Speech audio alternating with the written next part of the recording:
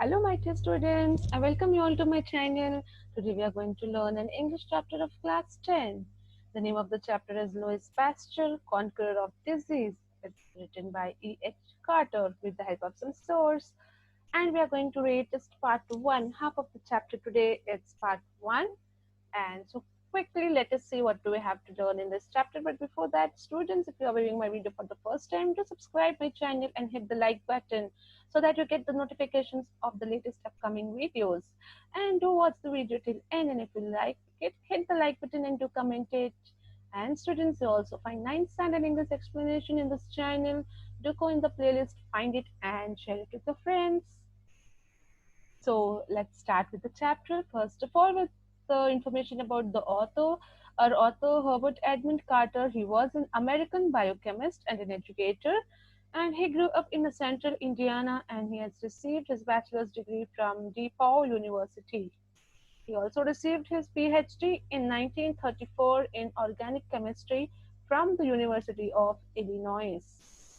So this is the brief about the author, and with the help of some source, he has written about Louis Pasteur. Let us see what he has to say about him.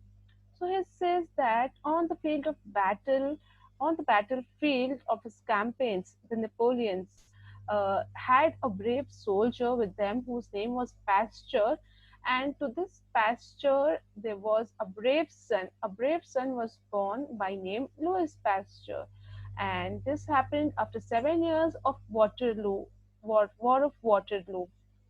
And he was not a soldier. His son did not become a soldier, but he became a fighter. What fighter? He became a fighter of disease who fought against disease. He devoted his whole life to study what we sometimes call as germs, and other science people of science they call it as bacteria. Some Greek word meaning is called as little rods. These bacteria are nothing but vegetable organisms, little rod-shaped plants which exist in the air, water, and soil, and also in the bodies of animals and plants. But some of them causes disease, while some do not. Some are used to convert matter into food for plants. So we have both the side effects, negative effects, and the positive effects of these germs or bacteria, which we call with different names. Then he says that Louis Pasteur had a very busy and interesting life. He not only made some exciting discoveries about germs, but also he used to discover it in practical way. He used to do it in practical way and prove it and show it to the people.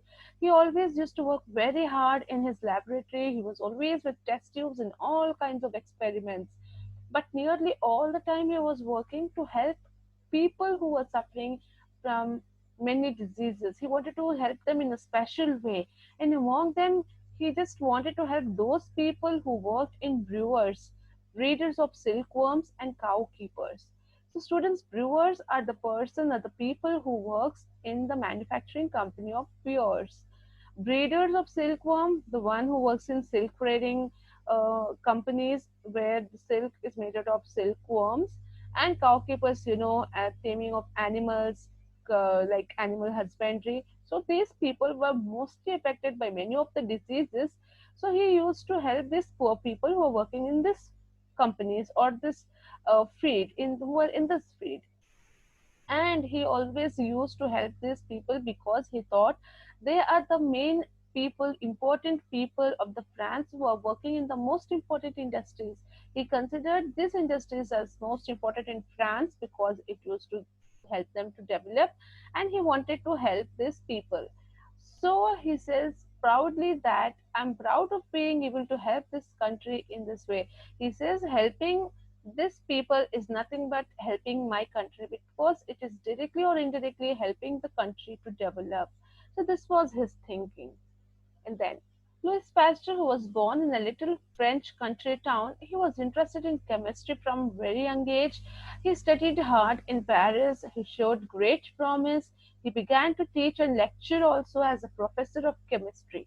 Then he became a professor at Strasbourg in Alsace, and then he married and lived with a wife who was always his closest companion and assistant. Then Pasteur was also deeply interested in all the new experiments that were being made in chemistry, and he decided to solve some of the most difficult problems that were worrying many chemists and other scientists who were not able to find the answers. So Pasteur wanted to solve it. Sometimes he used to sit for 4 hours, and for hours and hours, he used to sit quite silently, motionless, and he used to think very hard about his difficulties, about solving that questions, that problems of chemistry. And when he found it in the easiest way, and because he found this as the easiest way to solve the problem, sitting quietly in one corner, thinking without any emotion in his body, and he used to think this was one of the easiest way he used to say to solve a problem. And when he got the solution, his kind, tired looking face would brighten with pleasure and excitement, and he would rush around to tell his discovery to his wife, to other people who all used to help him. He used to share his enjoyment and his success that he had got a solution for this problem. This way, he used to spend his life in discovery and in solving the difficult problems. Then, in 1854, he was appointed as the head of a college of science in Lille, and it was a busy manufacturing town in the northeast of France. And he was pleased about this. He was very happy because he always felt that trades and industries could be helped very much by the researches of men of science. He thought that industries and the trades would be helped only with the help when it is provided by the researchers. When the researchers are done in the field of science, those men only can help these men in industries by researching new things, and they can bring up with new ideas, and that will be implemented here, and the industries will be helped. So his chance to be useful soon came. So he got this opportunity, and Pasteur, as a young chemist, had always been interested in the problems of why and how living things decay, why milk turns sour, why meat goes bad, why wine ferments. These were the questions and the problems which he had, and he had much interested, and he wanted to solve it. So he started to give some lectures in Lille on fermentation. Then, on the chief industries in Lille was the manufacture of alcohol from beetroot. There was a company, manufacturing company, who used to manufacture alcohol from beetroot. So he was fortunate enough; he got the opportunity to carry out his experiment in some of the breweries. Breweries are nothing but the companies or the industries who make or manufacture beers. So he was fortunate to do the experiment in one of such industry, and one manufacturer consulted Pasteur about his beer turning out bad. Means it was fermenting, it was turning bad, it used to smell, and it was not being the it was not coming out properly. So Pasteur, by helping this brewer, managed to discover all sorts of things that he did not know before about yeast. So to help this manufacturer, he came out with the research, and he came to know about the yeast, which no one and even he did not know earlier. Now, yeast is used to make beer foam and bread rise up lightly. Students might have seen that the bread, how it rises. It when we bake it, it just rises and it comes up in the size. So it is nothing but because of the help of yeast. In the same way, the curd, the milk turning into curd. So all these are due to the yeast. So this was found and by the Pasteur, Louis Pasteur. Then Pasteur became certain that yeast was alive and made up of tiny living cells. He came to the conclusion like this, that these are alive, these cells, and it is yeasts are alive and they are made up of tiny living cells. Then when these cells were healthy, the yeast acted well, but if they were diseased, the yeast and the beer went wrong. So he said that because yeast are alive and if they are active and healthy, they acted well, and they helped the things to turn out very well. It was positive result. And if the yeast are weak and if they're having disease, then the whole thing used to be wrong, or the beer used to smell, or it used to turn out bad. So this was his research. After a few years, Pasteur was made a director of scientific studies at a famous college in Paris. He was still thinking about the decay in yeast and germs, and one of the problems that he was trying to answer was this: do the germs form from other germs, or do they just come out of themselves? So, this was the question in his mind. So people like Pasteur believed that germs were carried in the air and might infect other things that came in contact with them. So it was, people also believed, like as Pasteur believed, that germs are nothing but they're carried in the air and they might infect other people and things, whoever comes in the contact with it. Then others believed in what they called a spontaneous generation. That is, the belief that germs had no parents but just occurred by themselves. Like they were not born, but they just came by themselves in the air. This was the belief of the spontaneous generation. So then Quest proved that he was right by a very simple and clever experiment. He put some soap in some bottles and he boiled it and he destroyed the germs, and then he uh, closed the lid of the bottle and kept it. And the other one he kept for a longer time and it had turned back, the one which was not boiled. So this shows that when you boil it at the heat at some temperature, it will not be turning into bad, it will be fresh. Then he said, so he took out one of the bottles and split the soup and the dust traps. He also covered with the lid, and the other one which was not covered had the dust traps. The dust had settled on it, and when it was touched with that, it the soup started becoming bad. It turned bad. That means that dust had the germs in it. So we can say that the moving air and the atmosphere which is having dust may also have germs in it, which may turn your food items or anything into infection, or it can make it infectious and it can turn it bad. So this was one of the experiments that he did, that the things which are not boiled and are kept in direct contact with the dust may spoil, and the things which are boiled may not be spoiled so easily with the help of the germs and the dust. Then he says this is the only one of the many hundreds of experiments. He has done such many experiments such like this, as we have seen one here, and to show that how full the air is full of dust of particles and how germs may be carried by the dust. He has also proved that.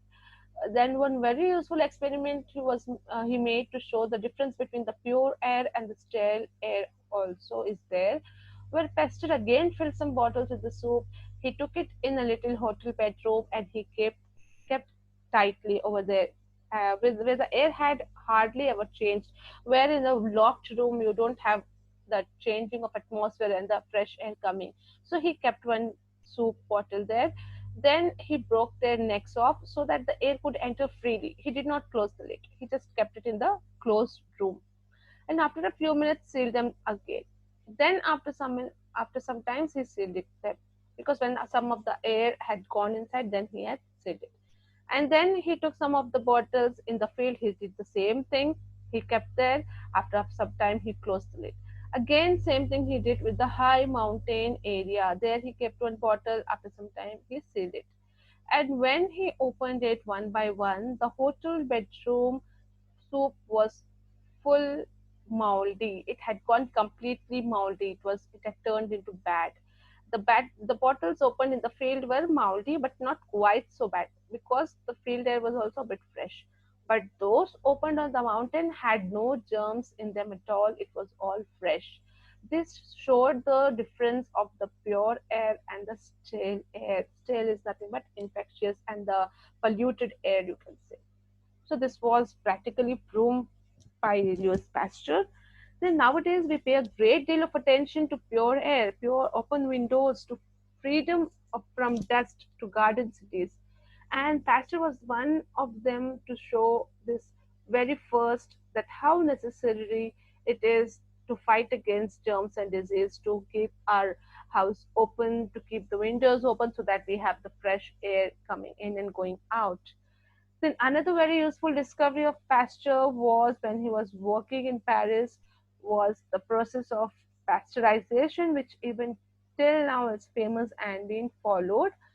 And some French wine growers, when they had trouble that their wines are turning sour, at that time he heated a wine, and this process came into existence, or it was invented, you can say.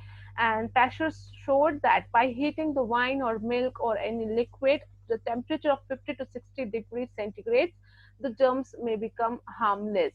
They may not have so much of strength to harm the particular thing. So pasteurized milk is the milk which has been treated in this way and then sealed to prevent the germs being entering, and so that it is not spoiled up fast. Then Louis Pasteur was what we should call an all-round scientist. He did not work in one field, but each and every field of science he was working, and he was an all-round scientist. We can call him. Then all the research which he did in his laboratories was meant to help his fellow human beings. The main motive was to help his fellow human beings. So for that purpose, he used to keep on working and researching in his laboratories. It would be impossible to imagine Pasteur experimenting with explosives or poison gas. He wanted to help his fellow human beings, so he even went to the extent of experimenting with explosive and poison gases also. So this is the, you can say that, the dedication towards the invention and the humanitarian approach which is having to help the people by through researching many things for them. So this we have done with the part one of the Louis Pasteur chapter. I hope you all understood till here and you followed it interesting. And thank you for watching my video. Do keep waiting for part two of this chapter. I'll be back soon with the next video with the part two of Louis Pasteur chapter. Thank you. If you liked it, hit the like button.